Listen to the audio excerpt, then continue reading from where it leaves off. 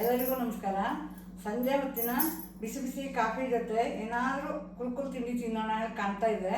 ಅದಕ್ಕೆ ಇವತ್ತು ಹೊಸ ರೀತಿಯ ಚಕ್ಲಿ ಮಾಡೋಣ ಹೇಳಿ ತೋರಿಸ್ಕೊಡ್ತೀನಿ. ಎಲ್ಲ ನೋಡೋಣ ಬನ್ನಿ. ಮಾಮೂಲಿ ಚಕ್ಲಿ ಮಾಡಬೇಕಿದ್ರೆ ಉದ್ದಿನ ಬೇಳೆನ ಹುರಿದು ಪುಡಿ ಮಾಡಿ ಅಕ್ಕಿ ಹಿಟ್ಟು ಸೇರಿಸ್ಕೊಂಡು ಮಾಡ್ತೀವಿ. ಆದರೆ ಇವತ್ತಿನ ಚಕ್ಲಿನಲ್ಲಿ ನಾವು ಚಕ್ಲಿ ಮಾಡೋದಕ್ಕಿಂತ ಮುಂಚೆ 1 ಗಂಟೆ ಮುಂಚೆ 2 ಬೌಲ್ ಉದ್ದಿನ ಬೇಳೆನ ನೀರಿನಲ್ಲಿ ನೆನೆಸ್ಕೊಂಡು ನಂತರ ಕುಕ್ಕರಲ್ಲಿ ಹಾಕಿ 6 ವಿಷಲ್ ಕೂಗಿಸ್ಕೊಂಡು ತಣದ ಮೇಲೆ ಸ್ನ್ಯಾಶ್ ಮಾಡಿಕೊಂಡು ಹಿಟ್ಟು ಹಾಕಿ ಕಲಿಸ್ಕೋಬೇಕು. ಈಗ ಚಕ್ಲಿ ಮಾಡೋದಕ್ಕೆ ಏನೇನು ಪದಾರ್ಥ ಬೇಕು ಹೇಳಿ ನೋಡೋಣ ಬನ್ನಿ. ಆಲ್ರೆಡಿ ಉದ್ದಿನ ಬೇಳೆನ ನೆನೆಸಿ ಬೇಯಿಸಿ ಸ್ಮ್ಯಾಶ್ ಮಾಡಿ ಇಟ್ಕೊಂಡಿದ್ದೀನಿ. ಅಕ್ಕಿ ಹಿಟ್ಟು, ಸ್ವಲ್ಪ ಎಣ್ಣೆ, ಓಂಕಾಳು, ಉಪ್ಪು, ಜೀರಿಗೆ, ಅಚ್ಕಾರದ ಪುಡಿ ಇವಿಷ್ಟು ಬೇಕು. ಉದ್ದಿನಬೇಳೆ ಪೇಸ್ಟು ಸ್ವಲ್ಪ ಬಿಸಿ ಇರುವಾಗಲೇ ಅಕ್ಕಿ ಹಿಟ್ಟು, ಅಚ್ಕಾರದ ಪುಡಿ, ಓಮು, ಜೀರಿಗೆ, ಉಪ್ಪು ಮತ್ತು ಸ್ವಲ್ಪ ಕಾಯಿಸಿಟ್ಟಿರೋ ಎಣ್ಣೆ ಇದಿಷ್ಟನ್ನು ಚಕ್ಲಿ ಹದಕ್ಕೆ ಕಲಿಸ್ಕೋಬೇಕು.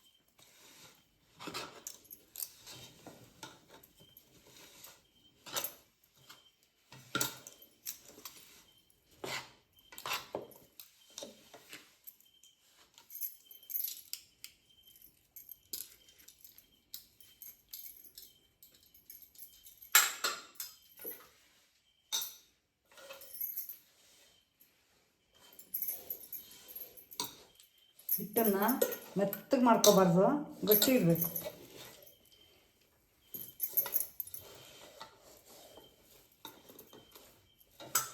ಹಿಟ್ಟು ಕಲಸಾಗಿದೆ, ಚೆನ್ನಾಗಿ ಮೆಲ್ಕೋಬೇಕು ಚಕ್ಲಿ ಹಿಟ್ಟನ್ನು. ಹಾಗಾಗಿ 4 ಭಾಗ ಮಾಡಿಕೊಂಡು ಚೆನ್ನಾಗಿ ಮೆಲಿತಾ ಇದ್ದೀನಿ. ಈ ರೀತಿ ಮಾಡಿಕೊಂಡ್ರೆ ಚಕ್ಲಿ ಸಪೂರಕ್ಕೆ ಚೆನ್ನಾಗಿ ಬರುತ್ತೆ.